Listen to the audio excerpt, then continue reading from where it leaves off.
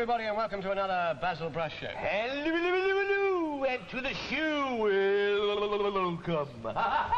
I see. Yes? What do you call a man who puts chocolate blancmange in his ears? I don't know. What do you call a man who puts chocolate blancmange in his ears? You can call him anything you like. He can't hear a blooming word you're saying. Boom, What's the matter? I hope our audience can hear today, because I have got a very special treat for them today. Yes. Can you hear at the back? Yes! Here at the back? What a funny place to have your ears. Now, ladies and gentlemen, for my first song... Hey, just a minute. What? Hang about. Hang about. You're not going to sing at them, are you? No, I'm going to sing to them. Why? What have they ever done to you? Basil, don't be cheeky. Huh? Remember last week at the church concert? I did very well. I sang... You smile, the song begins. You speak and I hear violins. It's magic. You're not going to sing like that, are you? Oh, what's the matter with it? It was magic. Half the audience disappeared. Basil, I got lots of other songs to sing to them. Oh, blimey. God. What do you mean? A good singer must have a large selection of songs, and I have a very large repertoire. Huh? Well, that's not your fault. There's a destiny which shapes our end. Basil, you may laugh. May I? Thanks very much. You may laugh, but I will make a singer one day. Huh? When I've mastered the Elvis Presley wiggle. The Elvis Presley waddle? Yeah, the wiggle. You know, when he sings, he wiggles like this. God, you look as if you're riding a bicycle with a loose saddle. Much more of that, you wear your trousers out from the inside. Basil, look, I give up. Let's get on with the show, shall we? All right. And what's that? That's called a presenting card. Is it? Yeah, you see? Yeah. Nothing on that side. And nothing on that side. Oh, that's good. Yeah, well, just to hang on. Yeah. I'm not finished yet. Oh, haven't you? I say the magic words. Oh, yeah. Ladies and gentlemen, presenting the Eric Bramall Puppets.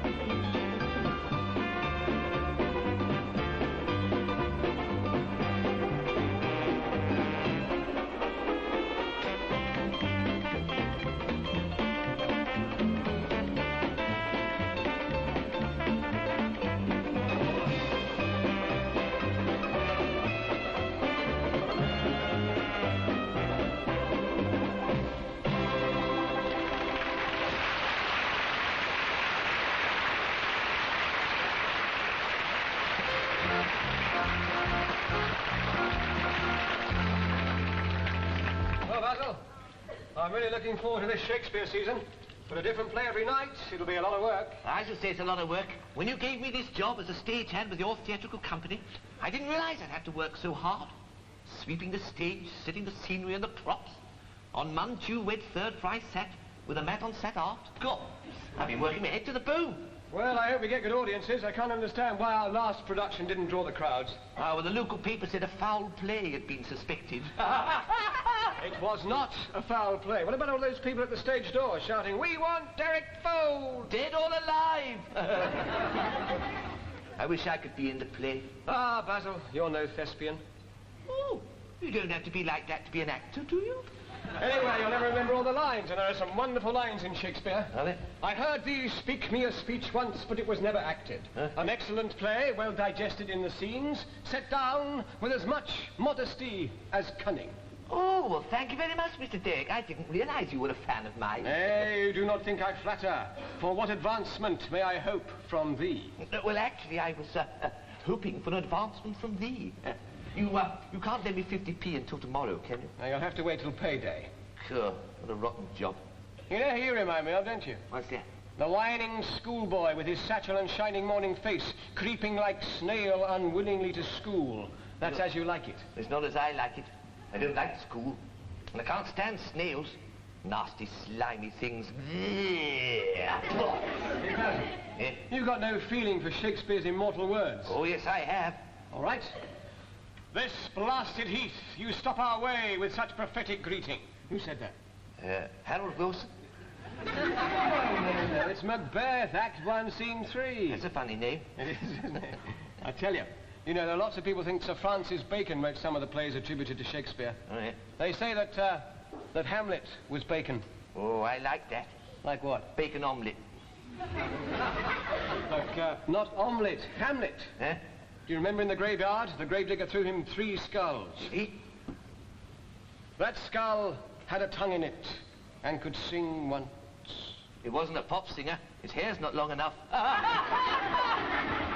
Why, there's another. Why may not this be the skull of a lawyer? Well, the mouth is shut and he hasn't got a wig on. Ah. Huh?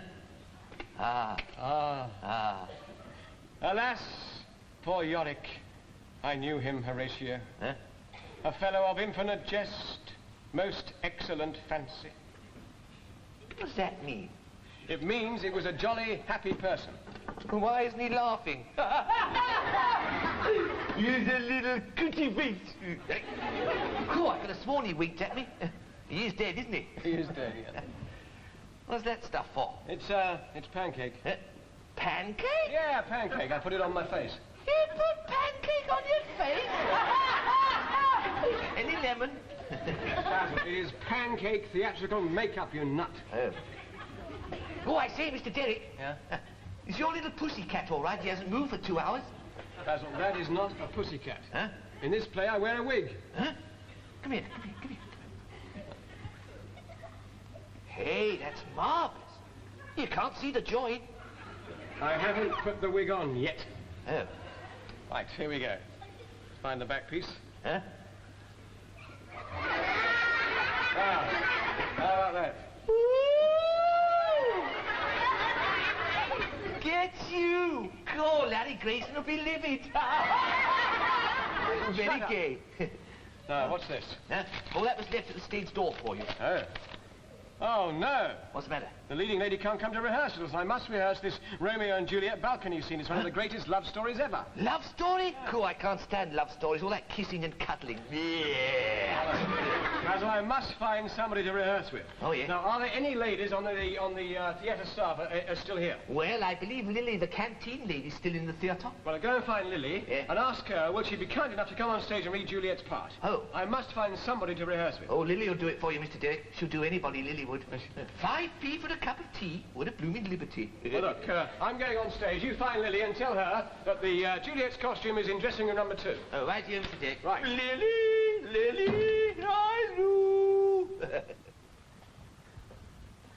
Now, let's see. Act 2, Scene 2, Capulet's orchard outside the house of Juliet's father. Romeo's 2 friends, Benvolio and Mercutio, have left, and Romeo enters. He speaks one line, and Juliet appears on the balcony. Right.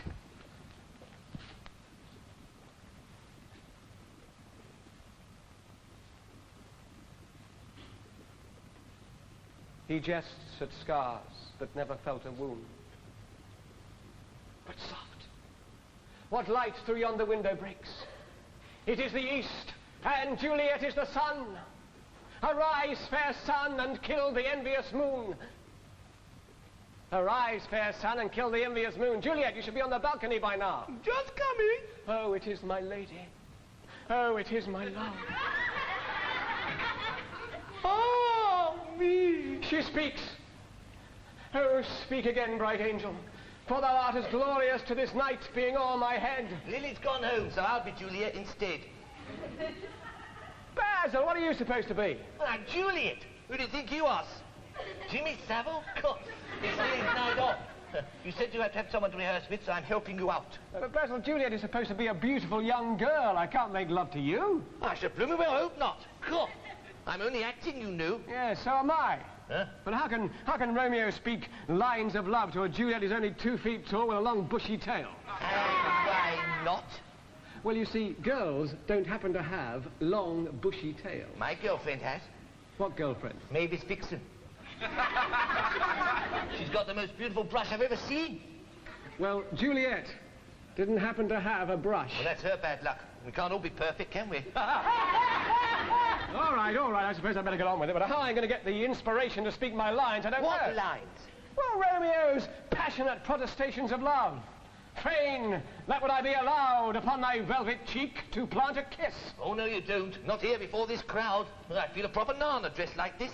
Yeah, you look a proper nana, too. Oh, who's talking? Cool, you look like Doctor Who. What do you mean? What do you mean?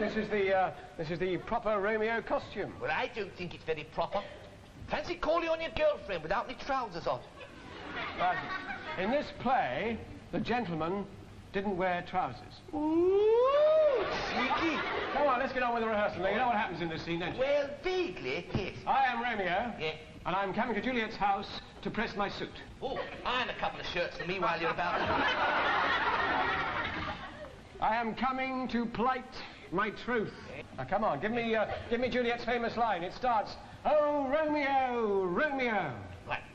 Ooh, Romeo, Romeo. Come on. Do the next bit. What next bit? Well, you know what comes after "Oh, Romeo, Romeo." Oh, yes. Oh, Romeo, Romeo, Romeo, far in the close. Basil!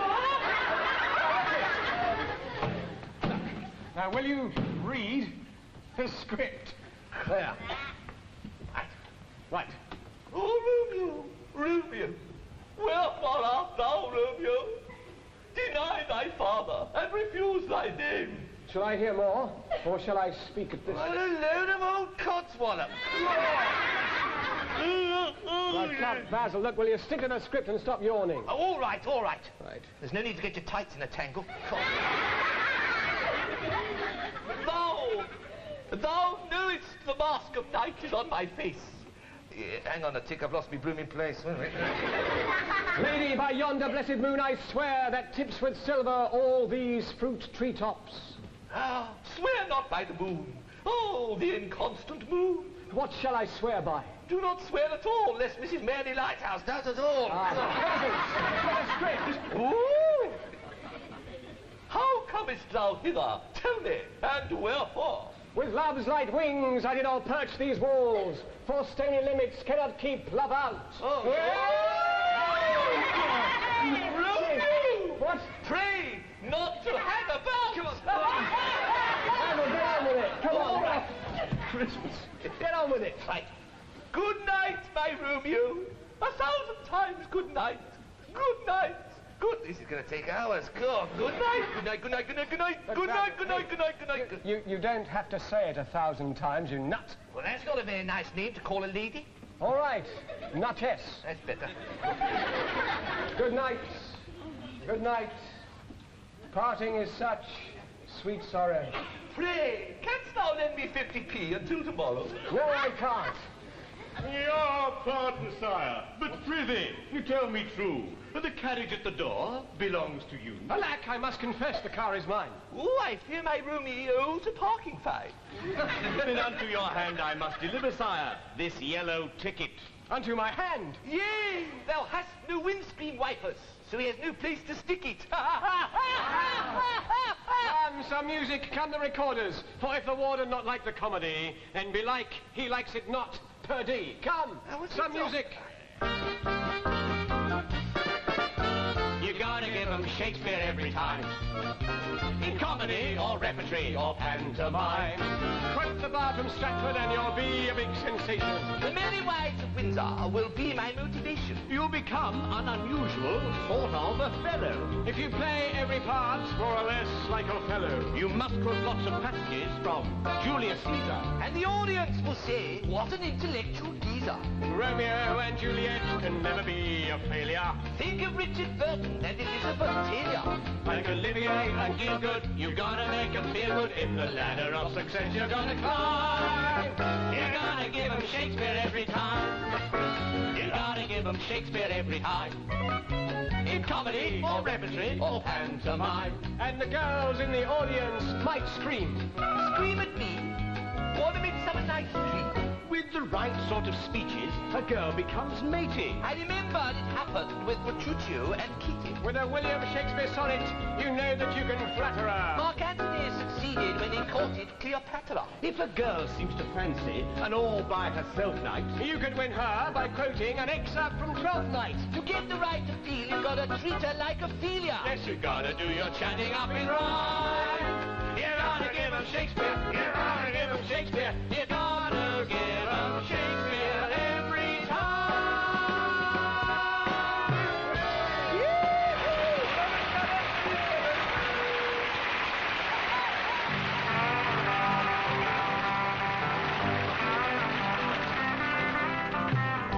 If I could live my life over again, this day would never see the dawn.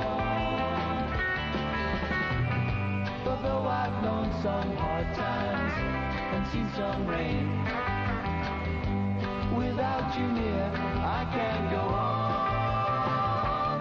Lady Bummer, don't cry. Lady Bummer, don't cry. Lady Bummer, don't fly away. If only you could see me and how I cried, then maybe you would understand how I will always need you to be my guide. For when you're gone, I turn to side. Lady Bummer, don't cry. Lady Bummer, don't cry. Lady Bummer, don't fly away. Many times I caught you dreaming, and I wondered why. Now I know you were scheming how to spread your wings and fly. If only you will listen to what I say, then maybe you would change your mind. As all our life together we've thrown away, can't you come back just one more time? Lady Bummer, don't cry. Lady Bummer, don't cry. Lady Bummer, don't fly away. Lady Bummer, don't cry. Lady Bummer, don't cry. Lady Bummer, don't fly away. I need you to stay.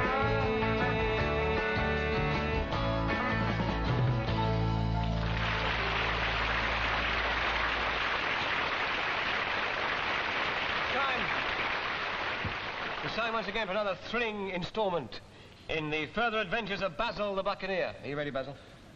Good. Now, you remember what happened last week?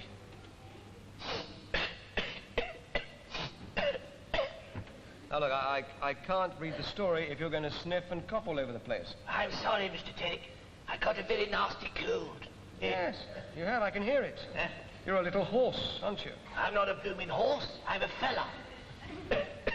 Well, just don't cough and sniff all over the place. Look, use this. Huh? Use this. I can't use your handkerchief. That's not mine. Whose is it? It's nobody's. Huh? It's a tissue. You got a nasty cold coming there, you knew. No, I haven't. Huh? But I will have if you keep coughing all over the place. Now, if you want to cough, Basil, cough into that.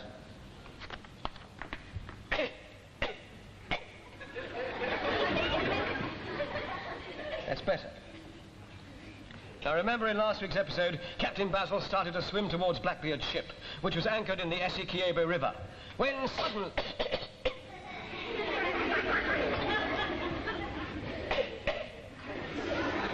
Basil, stop kipping and snuffing. Kipping and snuffing?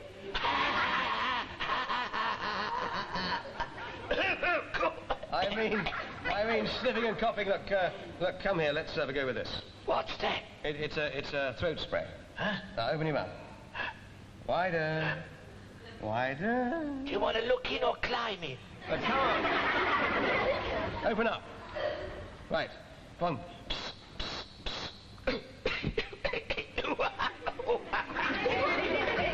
Oh, God. Okay, now, one more time.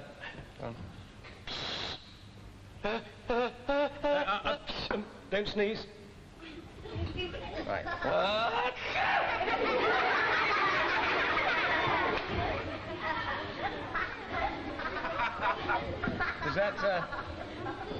Is that better? Yes, that's much better, thank you. Shall we proceed? As Basil plunged into the river, he failed to... Jolly good stuff, that throat spray. As Basil plunged into the river... Horrible taste, though. Shut up. Basil, shut up. As Basil plunged into the river, he failed to hear Tiddler's sudden cry of, "Look out, Captain!" as a long, dark, brown shape slid through the murky waters towards him. Oh, it's an alley blooming gator. Basil turned in the water to see the huge saurian reptile bearing down on him with its monstrous jaws gaping wide. What could he do? Squirt some of that stuff in his cake hole. That'll give him a nasty taste in his mouth. Basil's companions watched with horror as the rows of razor-sharp teeth came closer to their beloved captain. Oh, he's in for a nasty nibble, isn't he? Yes, he is. Then Tiddler sprang into action. Grabbing the iron-studded mace which Mr. Hare carried, he hurled it with all his strength, and the weapon sailed straight into the alligator's gaping jaw, wedging its jaws apart. Excuse me. I don't quite see what you mean. Could you elucidate? Well, all right. Now, just imagine this box of matches is the mace. Yes. And you are the alligator. Am I? Yes. Yes. Now, go on, pretend you are. Huh? Now, come at me with your jaws gaping. Oh, come on, wait. come at me. As if you're going to break it. Very good. Now, he throws the mace. And he goes into the alligator's mouth. Right. The monster thrashed frantically in an attempt to dislodge its iron gag, but to no avail. And Basil swam quickly to the bank. I say, excuse me. What? Will you mind taking this green thing up my house? All right, Basil, I'm sorry, but it was a big temptation to leave it there. You nearly discolated my little north and south. God, my poor sore jaw. Right. I got twinges in me hinges. Right. A little bit of exercise will do it good.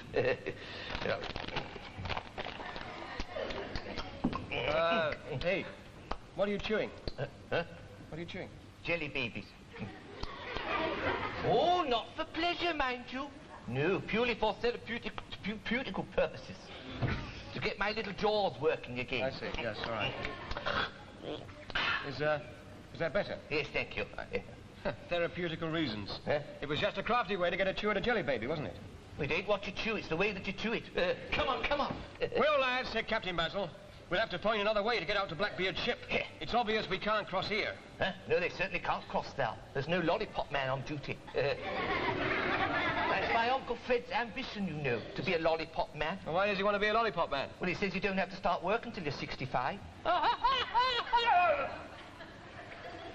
Look, if you don't stop interrupting, you can read the story yourself. Can I? Yes. Go on. Really? Yeah, there. Where do we get to? Oh, yes. It's obvious we can't cross here. Ah, right. Captain Basil pointed to a large mud bank in midstream, where several enormous shapes could be seen lying. Look, he said. Black caimans. Hundreds of them. What's a black caiman, Mr. Dave? It's a giant South American alligator. Some of them are 20 feet long. Oh, that'll make a lot of handbags, wouldn't it?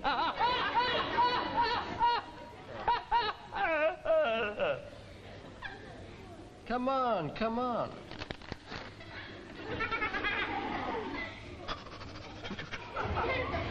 Come on. Get going. Even as he spoke, several of the giant beasts moved with incredible speed on their father into the water. On their what? On their father. Let me, look. Look, that's a very simple word to pronounce. Go on, say it. Oh, I don't like to on the television. Go on, say it. No. Moved with incredible speed on their bellies.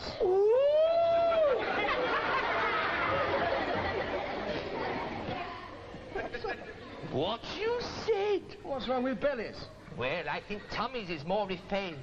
Now, come on, Basil. Just read on, will you?